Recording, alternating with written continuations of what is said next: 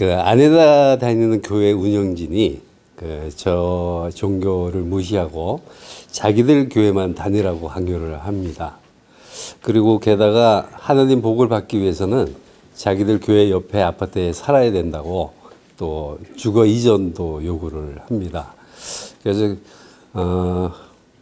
물론 뭐 정중히 거절은 했지만 평소에 안 그러던 아내가 그 교회 분들한테 빠져가지고 지금은 종교 선택과 거주 이전까지 요구를 해서 갈등이 있습니다. 이런 경우는 어떻게 해야 될지 스승님께 지혜를 좀 청하겠습니다. 네.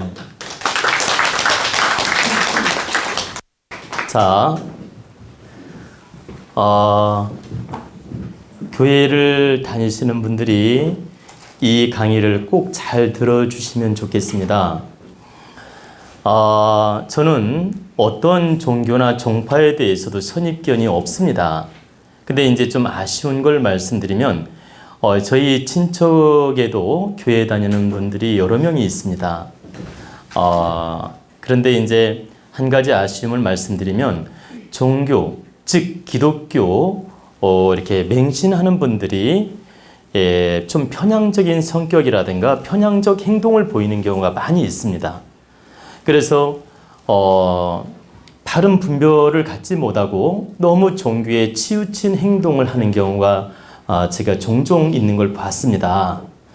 근데 지금 질문자께서도 이렇게 자기 교회에 있는데 가까이 이사를 오고 가까이 살아야 복을 받는다고 하면서 지금 강요한다는 뜻 아닙니까? 그죠?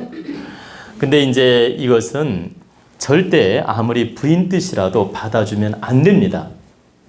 왜 받아주면 안 되냐? 예수님께서 가까운 교회에 오고 가까이 목사님 말 듣고 가까이 오면 복을 주고 좀 멀리 떨어져 있으면 복을 안 주고 다른 교회 가면 벌을 하고 다른 교회 가면 삐지고 이러는 만약에 그 예수님이라면 믿을 필요가 없죠. 아니 그 정도밖에 안 되는 예수님이라면 믿을 필요가 뭐가 있겠습니까? 최소한 성자라면 절대 그런 편향적이나 그런 집착이 없습니다. 진정한 예수님께서는 한 번도 그렇게 가르친 적이 없어요. 모두를 사랑하고 모두를 포용하고 이 대자연의 모든 기운들을 다 포용하면서 다스리고 사랑했던 분이에요.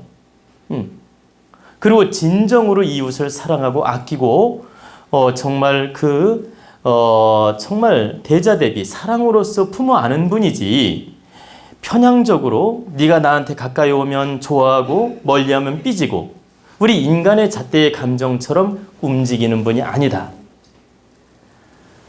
그런데 우리 잣대로서 이렇게 그 교회에 가까이 가면 목사님이 좋아할지는 몰라도 그 신도분들이 좋아할지는 몰라도 그 가까이 간다 해서 좋은 복을 받고 좀 이렇게 안 간다고 벌을 하고 좀 떨어져 있고 이렇게 멀리 있다고 해서 편애를 하고 이런 문제가 있다면은 절대 예수님이라 할 수가 없죠. 안 그렇습니까? 그래서 절대 예수님 법, 기독교 법에는 그런 법이 없다. 종교 핑계로 이렇게 종교를 강요하거나 막 그렇게 집단 체제를 이루기 위해서 막 가까이 오란다든가 이렇게 해가지고 막 자꾸 자기 잣대로 끌고 가는 걸 한번 들어주기 시작하면 계속 매여 살게 됩니다. 그리고 그 부인은 종교에 빠져가지고 남편을 좌지우지하게 되며 그 집안은 나중에는 맹신자가 되게 되며 맹신자가 되면 어떻게 변하느냐? 나중에는 교회에 끌려다니는 현상이 생깁니다. 교회에서 시키는 대로 하게 돼요. 목사님이 시키는 대로 하게 되고 즉 바른 분별을 못한다는 얘기입니다.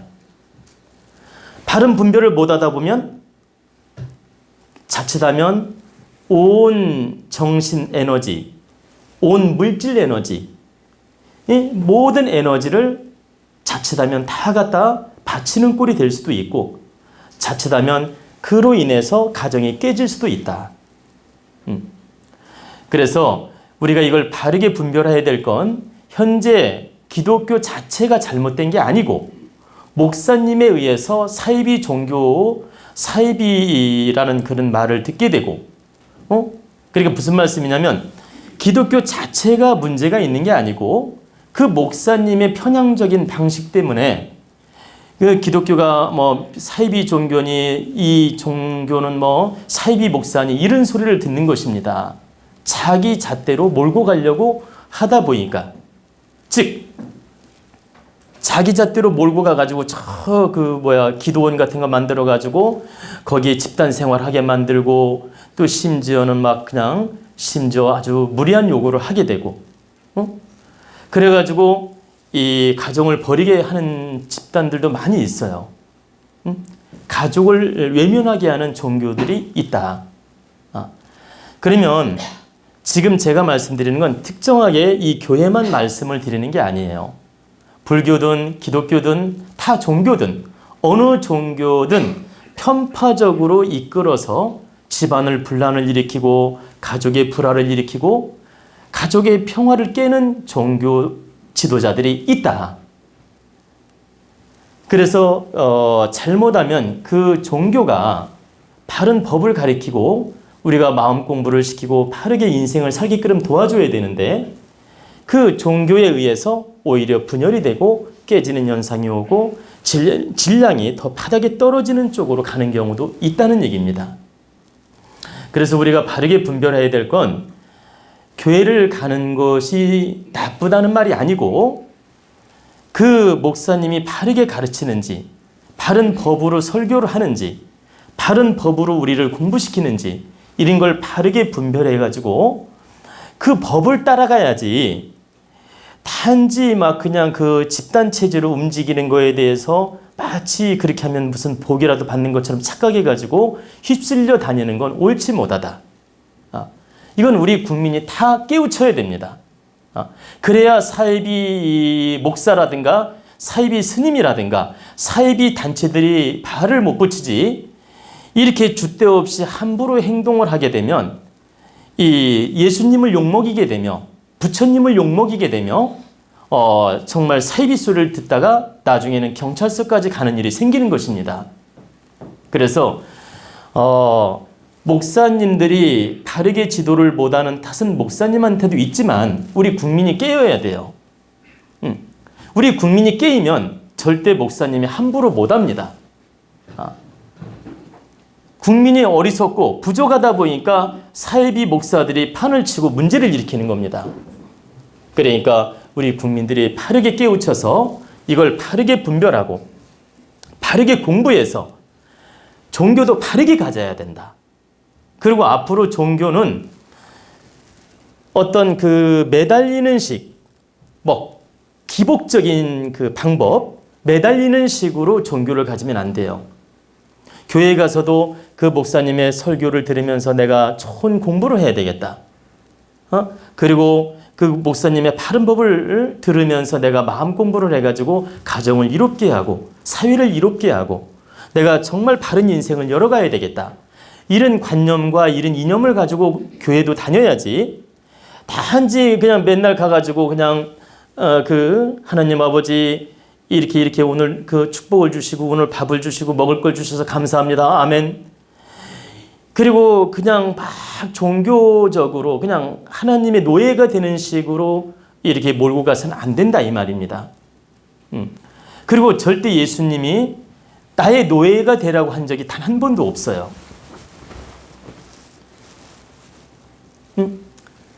예수님 법이 너희들이 나한테 매달려서 내 노예처럼 나를 신봉하면서 나에 매여서 집착하면서 살아라 한 적이 단 한 번도 없다. 내 공부, 내 법, 내 깨달음을 너희들이 배워서 이웃을 사랑하고 이웃을 아끼고 이 사회를 득되게 하고 빛나는 인생을 살아라고 가르쳤지. 니들이 나한테 교회에 와서 헌금만 내고 있지 뭐라고 할까 매달려가지고 나한테 집착을 해가지고 이렇게 매이는 식으로 인생을 살다가 즉 종교에 매이는 인생을 살다가 허망하게 시간을 보내라고 한 적이 단 한 번도 없다라는 겁니다. 그래서 우리가 바르게 깨우쳐야 될 건 교회가 지금 나쁘다, 좋다 이런 개념으로 말씀드리는 게 아니고 진실되게 바르게 공부하는 마음으로 교회를 다녀야 되고 바르게 기도도 해야 되고 우리가 바른 자세로서 노력하는 건 좋다는 뜻입니다. 그리고 우리나라에는 훌륭한 목사님도 많아요. 다 나쁘다는 게 아니에요. 지금 훌륭한 목사님도 많이 있고 훌륭한 목사님 법을 따라서 공부를 해도 좋고 또 봉사활동을 해도 좋고 또 나름대로 일주일에 한 번이든 한 달에 두 번이든 가서 진심을 다해서 기도를 해도 좋다라는 겁니다. 그 자체가 나쁜 게 아니라 편향적으로 이끄는데 따라가지 말라 이 뜻이에요. 근데 지금 질문은 그 교회 자체가 편향적으로 이끌고자 하는 의도가 보여요. 너희들은 나만 따라야 되고 우리 집단 체제를 이루어서 우리 가까이 살고 우리 가까이 이사 와라 그래야 뭐 복 받는다 이런 식으로 집단 체제로서 이끌어가려는 즉 맹신주의를 이끌어가려는 의도가 보인다는 얘기입니다. 절대 이런 데 따라가서는 안 된다. 그래서 이것은 바르게 내가 말씀드리면 절대 그 부인이 아무리 강요하더라도 따라가서는 안 된다. 처음부터 바로잡아야 이 집안이 지켜지지 자꾸 질질 끌려가는 식으로 따라가다 보면 결국은 근묵자학이라고 먹을 가까이면 먹이 묻는다고 결국 자신의 영혼마저 팔리게 된다. 그리고 나중에는 집안 망치고 가정 망치는 꼴이 될 수도 있다. 이건 제가 이제 좀 심하게 말씀을 드렸는데 다 그렇다는 얘기가 아니에요. 일부 잘못된 신앙으로서 가정을 망치는 집을 제가 많이 봤기 때문에 절대 그런 누를 범하지 말라고 지금 이 설명을 해드린 겁니다. 그리고 이 교회 다니는 분들을 위해서 제가 한 말씀만 더 드리면 교회의 법이나 그 부처님 법이나 즉 예수님 법, 기독교를 말하는 겁니다. 예수님 법, 저 성당의 그 신부 천주교도 내내 예수님 법이에요. 네? 천주님이라고. 천주님도 내내 예수님에서 나온 겁니다. 그래서 저 기독교 법이나 천주교 법이나 저 불법이나 이 법은 다 훌륭한 법이에요. 그리고 우리 민중을 바르게 이끄는 법이고 그리고 우리 민중을 바르게 깨우치는 법이고 그리고 우리 백성들을 바르게 살게끔 도와주는 법이다. 근데 이끄는 사람들이 바르게 못 이끌어서 문제가 발생하고 욕을 먹는 겁니다. 그렇기 때문에 잘못 이끌을 때는 단호하게 거절도 할 줄 알아야 되고 끊을 줄도 알아야 된다. 그것이 바르게 인생을 사는 것입니다. 우리가 이 좋고 나쁜 걸 분별을 못하고 끌려가는 인생을 살게 되면 끌려가는 인생을 살게 되면 내 인생을 못 살아요. 아닌 건 바르게 거절도 할 줄 알고 쳐낼 줄도 아는 게 바르게 사는 거예요. 하나만 예를 들어 봅시다. 남편이 아내랑 같이 이렇게 여행을 갔는데 남편이 자꾸 다른 여자 보고 웃고 자꾸 다른 여자한테만 눈을 돌려요. 그리고 다른 여자한테만 관심을 갖고 그리고 마누라는 신경도 안 써. 그러면 아내가 딴 여자한테 계속 관심 갖는데 가만히 있는 게 바른 걸까요? 절대 그러지 못하게 한마디 하는 게 바른 걸까요? 맞습니다. 아니 둘이 여행 가가지고 딴짓하고 단데 눈을 돌리는데 그걸 보면서 속 태우고 앉아 있어요. 그냥 말도 못하고. 이건 다른 게 아니라는 거죠. 한번 부부싸움을 하더라도 이걸 바르게 절제시키고 정말 조심을 시키는 게 바른 거라는 얘기입니다. 그것처럼 부인이 삐뚤어진 방법을 택할 때는 이걸 단호하게 거절도 할 줄 알아야 된다. 그래야 바르게 그래야 바르게 가정을 이끌어갈 수 있지. 첫 단추를 잘못 끼기 시작하면 걷잡을 수 없어집니다. 그래서 이것은 처음부터 바로 잡아주는 게 현명하다. 이해가 되시죠? 네.